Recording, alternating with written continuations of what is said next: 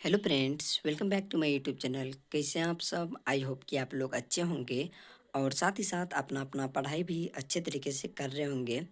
तो दोस्तों, आज का मेरा पीवाईक्यू सेट का ये तीसरा दिन है और इससे पहले मैं एक सेट का पूरा पीवाईक्यू डाल दिया हूँ। यदि आप लोग वो पीवाईक्यू नहीं देखे हैं तो ज़रूर देख तो दोस्तों लीजिएगा। ये मेरा दूसरा प्रैक्टिस सेट का कुछ पीवाईक्यू क्वेश्चन है जो कि कल मैंने इसमें से 15 क्वेश्चन डाल दिया हूँ और इसका जो है 15 क्वेश्चन मैं आज करूँगा। अगर आप लोगों को प्रैक्टिस 1 का और प्रैक्टिस 2 का 15 क्वेश्चन नहीं देखे हैं तो आप लोग पिछली वीडियो में ज़रूर देख लीजिएगा। तब दोस्तों आज का जो वीडियो क्लास है ये यहाँ से स्टार्ट करते हैं और आप लोग वीडियो को लास्ट तक ज़रूर देखिएगा।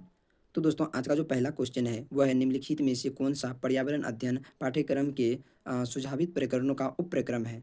तो दोस्तों इसका पहला ऑप्शन है परिवार और मित्र, दूसरा ऑप्शन है भोजन, तीसरा ऑप्शन है जानवर और चौथा ऑप्शन है हम चीज़ें कैसे बनाते हैं। ये दोस्तों चारों जो हो गया ये थीम हो गया, लेकिन इसमें बोला उपप्रकरण यानी कि उप थीम कौन है, तो उप थीम के अंतर्गत जानवर आता है, तो इसका सही आंसर जो हो जाएगा वह जानवर हो जाएगा।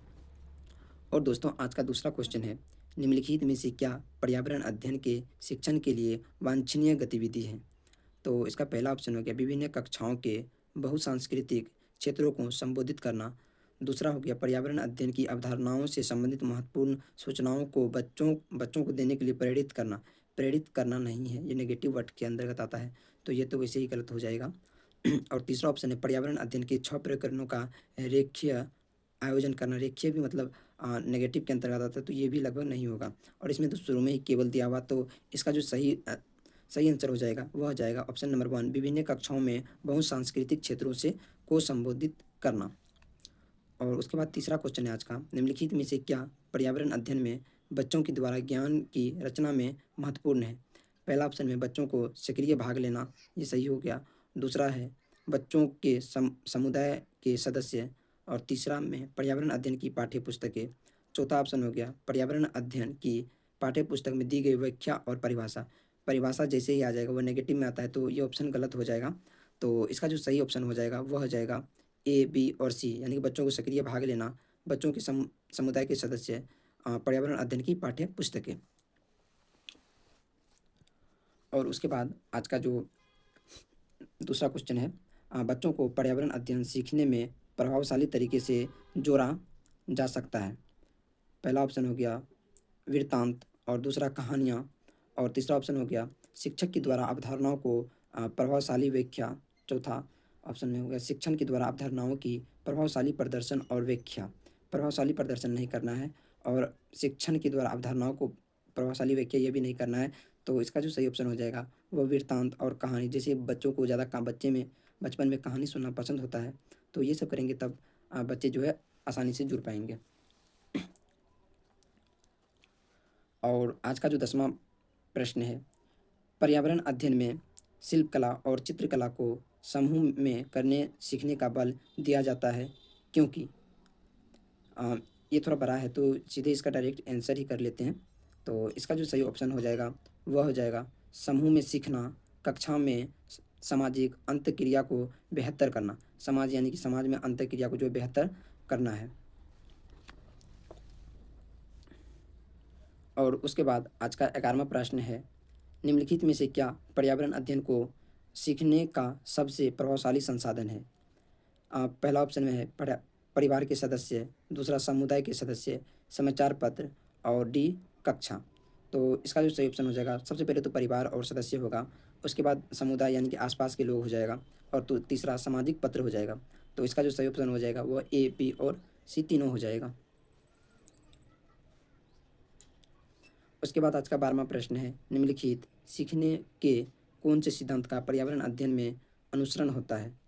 वैसे से स्थानीय की ओर, ये तो नहीं होगा। मूर्त से अमूर्त की ओर, ये भी नहीं होगा। मूर्त से अमूर्त की ओर होता तब हो सकता था।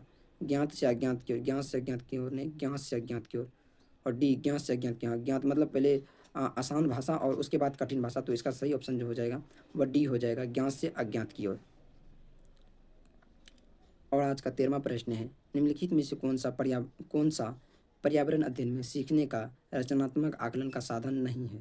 यानी कि इसमें गलत जो ऑप्शन है उसको छाँटना है। पोर्टफोलियो ये तो सही हो जाएगा, नहीं हमको छाँटना है। और दूसरा में है क्रम निर्धारण मापनीय, ये भी सही हो जाएगा। और तीसरा है वर्णीय अभिलेखन, ये भी सही हो जाएगा। और वांशिक उपलब्धि परीक्षण यानी कि परीक्षा वरीक्षा नहीं लेना है स्टूडेंट का, तो इसका सही ऑप्शन जो हो जाएगा ये हो जाएगा डी। इसमें नहीं पूछ रहा था तो इसका सही ऑप्शन डी हो जाएगा।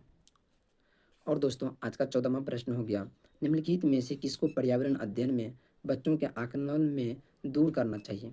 पहला ऑप्शन में हो गया बच्चों के उत्तरों को सही या गलत में आंकना, और दूसरा हो गया कक्षा 5 से ईवीएस पाठ्यक्रम में प्रत्येक पाठ के अंत में दिए गए आज हमने क्या सीखा है पर चर्चा करना, और तीसरा ऑप्शन हो गया आकलन के संकेतों का उपयोग करना, और चौथा ऑप्शन हो गया बच्चों के सीखने के गुणात्मक आकलन।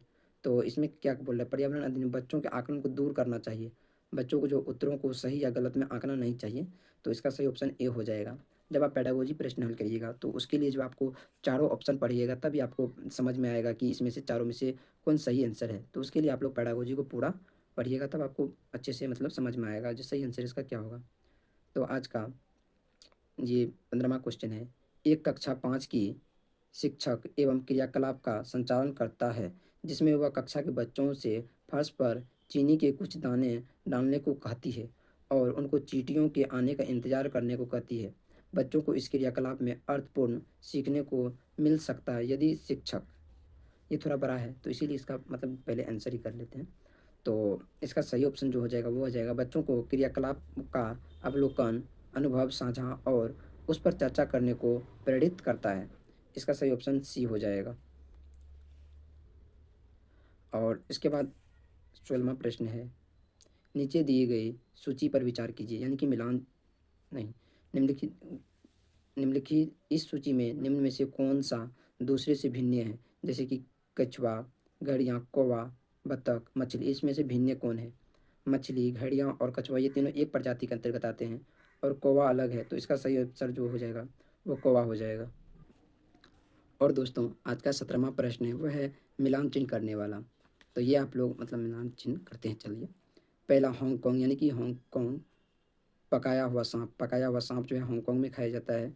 और उसके बाद नारियल के, पहले यहाँ से स्टार्ट करते हैं, कहते किसी भी करी के साथ उबला टेपियोप, ये जो है गोवा में खाया जाता है, गोवा में खाया जाता है। सरसों के तेल से बनी मछली वह कश्मीर में खाया जाता है। नारियल के तेल से बनी समूह सुंदर सी मछली वह जो है केरल में खाया जाता है। नारियल से भरा जो है केरल में ही खाया जाता है। और छोले भटूरे, एक ऑप्शन में कमी है, छोले भटूरे तो होगा ही नहीं क्योंकि ऑप्शन में है ही नहीं। और पकाया हुआ सांप जो है हांगकांग में खाया जाता है। तो मिलान चीज से रिलेटेड प्रश्न आएगा तो आप लोग कर लीजिएगा।